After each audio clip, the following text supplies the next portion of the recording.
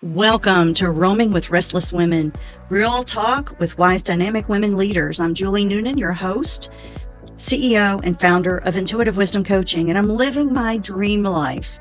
I live and work in my RV, coaching senior women leaders as they navigate corporate politics, family drama, and personal goals to live their own dream lives.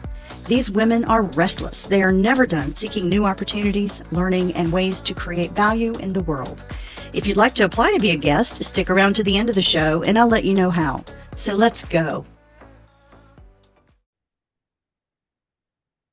Hello, everyone. Welcome back. Roaming with Restless Women, real talk with wise, dynamic women leaders. Today, we are privileged to have Karen Robinson with us. She is a trauma recovery expert in Heal, Thrive, Dream, her company. She's a licensed therapist with 25 years of clinical experience, and she specializes in trauma recovery, anxiety, and depression. She provides holistic care to create transformation by empowering survivors to heal and recover from childhood trauma and abuse, sexual assault, domestic violence, toxic work environments, and all traumatic events. Karen has served as a case manager, advocate, and mental health therapist, service chief, and department chief of emergency services, inpatient psychiatry, medical social work, and for a behavioral health liaison and consultation services. In addition to her clinical work, Karen is a prolific author, speaker, and transformational coach. So, as I mentioned, she has her own company. She's the founder and CEO of Heal, Thrive, Dream. Welcome, Karen. Thank you so much. It's an honor to be here. Well, thank you. So I have not had very many therapists at all on this podcast. So I am excited to talk to you about your process. I have lots of coaches, but that's very different from therapy. So I'm excited to talk to you about that. So tell me a little bit about how you got into this field to begin with. Sure. I'm going to be succinct, and then you can ask me follow-up questions if I'm too succinct. No, that's fine. I I became a therapist because I was a wounded child, is I think the best way to put it. And so I'm a complex trauma survivor. And I didn't set out to be like a healer of complex trauma, but I did set out to help people. But all the trauma survivors in the world just kind of gravitate to me. And I Uh, found that I actually, even though treating trauma can be complex work, I found that I was actually really good at it. It was a strength for me or a calling. So that's in a nutshell my it story. it makes a huge difference when you feel drawn to something and you realize that is literally what you're called to do. A lot of people don't ever get Exactly. that, you know. So congratulations for that. So, Thank you. so tell me a little bit about when you decided to start your own practice. Mhm. Well, one of the things that I've worked with women on is leaving toxic work environments. Yeah. And so I found myself to be in one. I was Uh-oh. working for the Department of Defense. It was going on almost 17 years. And I just had enough. I just had enough. During my career, I had 22 EEO complaints for sexual harassment. And by the way, I had lots of great leaders during my time with the military, but I also had many toxic leaders, and it just gets old. And I'm like, Yeah. with all the experience I have now, why don't I just do my own thing and run my business the way I feel, which is really client centered. It feels great. Absolutely. And so was there an event, a specific event that when you said you threw up your hands and you said, "Oh, screw this, I'm out." Yeah. So during my time with the DoD, I did many different positions. I had lots of leadership roles.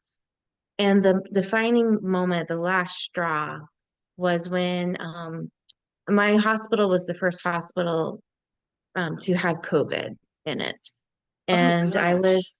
I had emergency surgery to have my gallbladder removed. And I was pretty sick afterwards. I had a lot of inflammation in my body, an infection, and I just was feeling really miserable. And so I knew they needed my help. So I requested to work from home 2 weeks post-surgery, 2 weeks after the surgery. Mhm. And I had gotten a doctor's note. The doctor's note said, take more time off. Yeah. And they originally didn't want to honor it. And so after I resigned, they did come back and said, we were really supposed to approve this. And I was just like, if you don't care about my own health, because I love my work with people Mhm. and I was supervising other providers. I love the work I do, and Mhm. I'm definitely a worker bee. So it's perplexing when you work for people and they don't value or your health, even if it's like a hospital or a mental health system, doesn't mean they're going to value those things. They Yes. really wanted bodies in the hospital because, a lot of people were scared to work. I just wanted to heal first. Yes, absolutely. Yeah. Wow. So what's the most challenging part of your practice now as far as, I mean, to me it seems like, and I'm projecting my own self onto this. It seems like it'd be difficult, like draining to do what you do every day. Talk to me about No, how yeah. you energize yourself. Yeah. And so the work can be draining, especially if you're having a day where you're having clients that are feeling so defeated, hopeless that they are contemplating suicide. I mean, those are rough days. Mhm. However, I have other days where people are just thriving. They're taking the skills learned and they're at a point where they're able to really implement them. Mhm. And it's just very, very rewarding work seeing people get better. It really is. And what kinds of issues are people generally coming in to you with? Yeah. Most people that I see have complex trauma, and that diagnosis is not in the current diagnostic manual. It will be when it comes out again. Hmm. But it's complex trauma is post-traumatic stress. But the complex piece in the current diagnostic manual, it's listed as developmental trauma, which means some sort of trauma during your childhood. Right. A lot of the people I see, I'm still very connected to the military and the VA community. So a lot of the clients I see had childhood trauma and then either combat trauma or military sexual assault trauma or domestic violence, sexual assault. So, but I really do treat all traumas. The treatments are pretty similar despite the different ways that you can be traumatized. The treatments tend to work. Tell me a little bit about, you mentioned some of the skills that you teach people who have been traumatized. Give just a couple of examples of some of the things that you find work really, really well. Before I do that, I want to say that Mhm. there is no cookie cutter treatment, like, because Right. people are very unique. However, what I do that's different is I do an extremely thorough assessment that's mind, body, spirit, relationships, Mhm. spirituality, the whole thing. So I really take a good picture of, their whole life. And then with folks that have a lot of trauma, before we start diving into the trauma, I really want to make sure they have their coping skills in place. So if they have really high anxiety, I'm going to teach them how to decrease their anxiety. If they're very depressed, I'm not going to Mhm. start trauma treatment and make them more depressed. And, Yeah. it doesn't feel responsible to me. So I give them techniques to help elevate their mood. And sometimes it does mean starting medication, and sometimes it doesn't. There's a modality called cognitive behavioral therapy that helps people question their thought process and learn how to analyze your thoughts. And then when you analyze your thoughts and see how some of your thinking patterns are no longer useful to you, they have no Yeah. value, they don't help you in life. I teach people how to substitute those thoughts with healthier thinking. And I'm making it sound a little more simplistic than what it is. It Oh, takes of several course. weeks to do Yeah. the, yeah. And then when people have like whatever current issues kind of contained, or they have good coping skills in place. And I'm also talking about, deeper self-care practices like meditation and journaling and, moving your body. Once things are really good and I feel like they're going to be okay, then I get them to do what's called a trauma timeline to capture their big T's and their little T's, the littler traumas too. And then the way I do it is I start with their small T's and we take one of those at a time. They talk about it, they write about it. I ask them questions like, you didn't mention what you saw in that moment. You didn't mention what you were hearing. Could you give a Uh-huh. little more details about that part? And so that really helps them. It's called exposure. It really helps them to kind of really get in that moment and write about it, get everything out. Also, any kind of therapy where you're moving your body to get the trauma out, there's like yoga, there's somatic experiencing therapy. So that with the writing and the talking tends to help most people. Mm-hmm. They're really surprised that because they think they're going to feel a lot worse with talking about it and writing about it. And sometimes that is true if you don't have coping skills in place, but they really find if we go slow, it Mm-hmm. does. Yeah. Wow. Yeah, I know that I went through therapy for clinical depression, and it was very hard during the therapy, but a relief, to kind of put that whole piece of my life, kind of solve the puzzle, and then I knew what to do to cope with it going forward. But when you're facing whatever it is you're facing and you don't know what to do about it, that's the hard part, you Yeah. know. So it's great that you teach people how to actually cope. That's awesome. Um, so what give me one example of a value that you hold that weaves throughout all of your experience, both in the past when you were, working in the hospital or with the DoD, and then now in your practice. What is one value that you've held the whole time?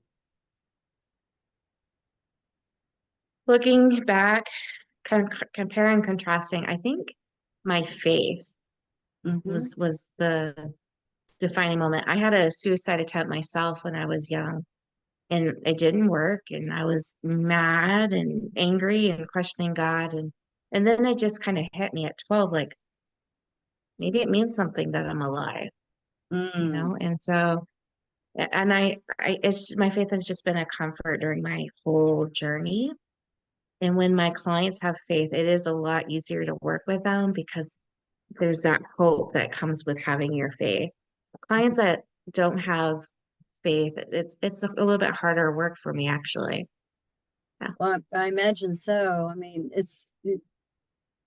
if you feel like you're all alone and there's nothing else, there's nothing else besides you, that would be difficult, I would imagine.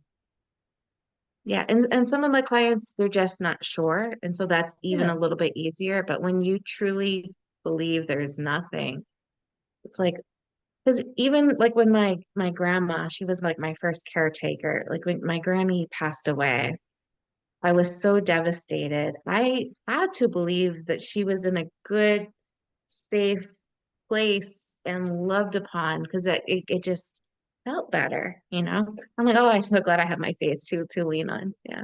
Absolutely, absolutely. So tell me a little bit about where you're going from here. What is your big goal? What's your next big goal? What would you like to see in the world? Well, I want survivors, especially trafficking victims around the world, children Mm, in slavery. I want their mamas to come into therapy.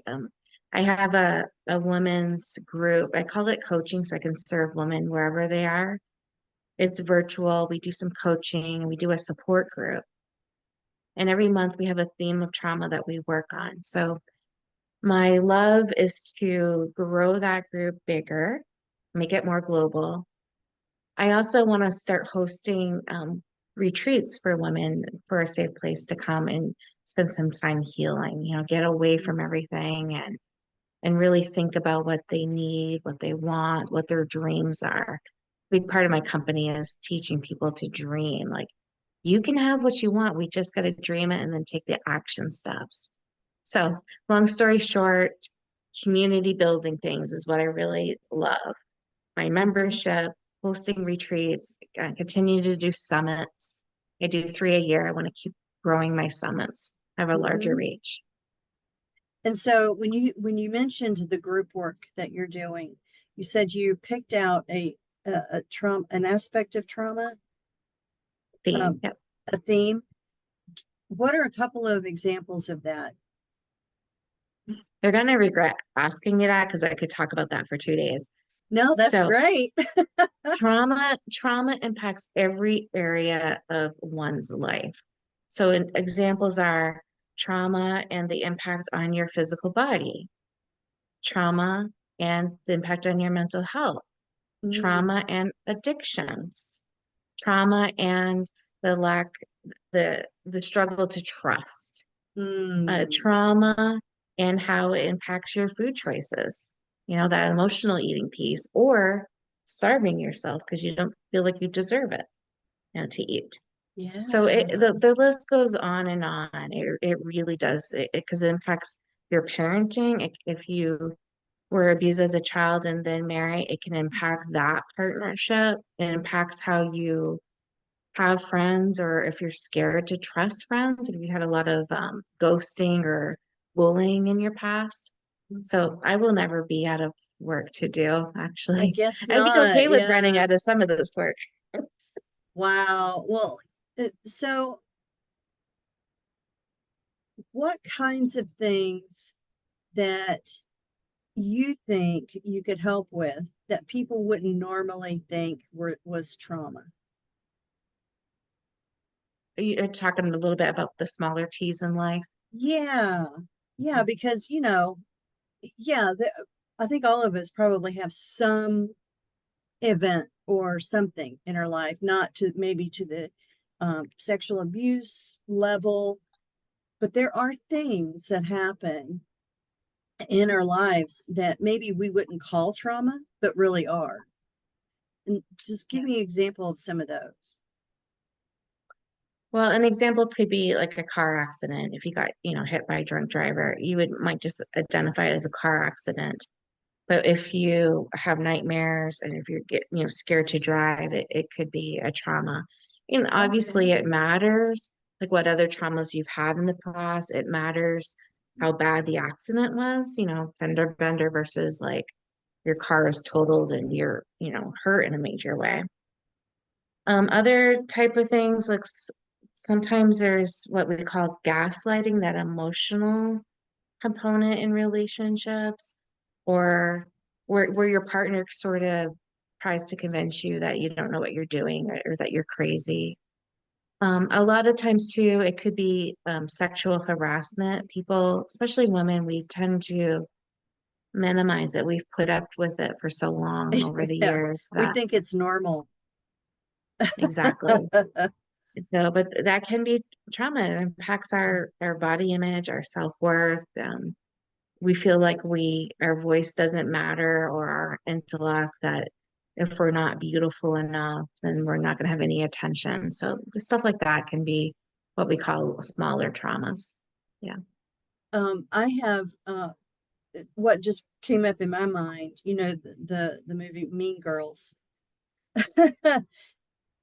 Being the but we hear so much about bullying, we hear so much about what that does to kids these days, and they can, exponentially impact that with social media. And not like when I was young, we didn't have it. So, Great. but I can still remember vividly an incident where I was made fun of um, in a girl's bathroom by other girls, to the extent that that triggers sometimes. I will actually think of that. And it was when I was 13 years old, you know, and at that point in time, it seems like your psyche, to protect yourself, has you make up a story about it. What did I make that mean about me? And at that point, and this I figured out later, for me, it made it mean that I was um, helpless, and that I wasn't in the in crowd, that I wasn't important. I always knew I was smart. That was not ever one of my things, which thank goodness. But it did make me feel less than. And that did, travel with me. And it still comes up occasionally, is that one moment. Isn't that crazy? How we make things up about these things that happen to us. Yeah, bullying is pretty serious. Like a lot of people say, oh, kids will be kids, or it's just a mean girl, don't think about it, move on. But there's people that complete suicide because of bullying. So it's very serious. When a child or a student says that they're being bullied, it's really important that adults pay attention to that. Well, yeah, especially since how long has it been going on when they haven't said anything? Right. By the time they would actually say something, it's pretty serious. Yes, absolutely. Yeah. So, what words of wisdom do you have for our audience about their mental health, about dealing with others who have experienced trauma in their lives? Yeah. It's a great question. I think that the most important piece is what I call self-compassion. Like I didn't label the term. I think that if you can practice self-compassion, giving yourself grace, forgiving yourself for when you do mess up, because we all do, that will help you or empower you to be more compassionate to others. Absolutely. It's hard to build somebody else up when you're breaking your own self down. Absolutely. Absolutely. That's so true. So I have 3 questions I ask at the end of every episode. They're easy. But the first one is, I want you to close your eyes for just a moment. Describe the picture that appears when I say wise woman, and open your eyes and describe her for me. Oh, because I had a bunch of women that showed up. Cool. I'm already breaking the rule. I've always No, been a no, rule no, breaker. no, no Yeah, rules here. I saw the picture I had was both of my grandmas. They were both just so beautiful and helpful. So they were together. And it's really funny because as a kid, I know I'm running out of time probably, No, but you're as a kid, fine. they would fight on who would take me to church, like because they had Oh, different religions. And so they were just really beautiful people. So I picked my grandmas. They were wise. that's wonderful.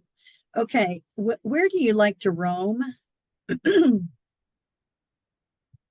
I want to roam the whole globe. Don't make me pick. Okay. But New Zealand was particularly beautiful. I had a Oh, great you were time in able New to go Zealand. there? That's on my bucket Beautiful. list. You have to go there. Yeah. I feel that way Oh, about some other places too, but I love roaming. That's my thing. oh, it's my thing too. As you know, I actually live in my RV, and my husband and I Oh, travel, and I work remotely. So we did that a year that's ago, the and life. yep, Beautiful. yep. So I decided not to wait on the bucket list. So, what makes you restless in a good way? Okay. No one's asked me that, but I do have an answer, strangely enough. What I find to be restless is I have too many good ideas, too much creativity going on. Like, I want to do this, Mhm. I want to do this, and I want to do this. And then like feeling like I can't do it all, it just makes me, I have FOMO when someone's doing something that I want to do, that kind of thing. Yeah, Yeah. Well, being full of life is a good way to be restless, because it means you're going to yeah, continue learning in your whole life. Because when you that's right. stop learning, what happens? You die. Yes. That's not on the bucket Oh, list. yeah, exactly. So, friends, we are coming to the end of our episode. I do want to tell you that Karen has workbooks and journals that are available on Amazon that you can purchase. She has some, excuse me, some books that she has co-authored that you'll also see there. I'm going to put in our show notes the link to her author page, so it'll be easy to find all of her stuff. And in December, she has a new book coming out called Seek the Heart that she co-authored. It is stories from people who are on the spectrum and the difficulties that they have and overcome. Temple Grandin actually is a famous ADHD individual, if you will, or an autism person, sorry. She has a chapter in the book, so it should be fascinating reading. And I encourage you to go and take a look at her her Amazon page. Is there a web page you'd like to send them to as well, Karen? Oh, sure. My website is healthrivedream.com. HealthDriveDream.com. I love that. Love it. Thank you, Karen. Thank you so much for being with us today. Thanks for having me. Julie Noonan here. Thank you so much for listening to Roaming with Restless Women. If you're a successful senior woman leader who would like to be on this program, please visit podcast.intuitivewisdomcoach.com. If you enjoyed this interview, please share this episode on social media and make sure to subscribe so you don't miss any future episodes. Your thumbs up, ratings, and reviews go a long way to help promote the show, and they mean a lot to me, my team, and most importantly, my restless guests. As a special gift to you, our listeners, I offer a free one-on-one 15-minute breakthrough session. Bring a problem and experience how coaching works to see if it could be of value to you. Sign up for an available time on my website, intuitivewisdomcoach.com. Thanks for listening, and we'll see you next time.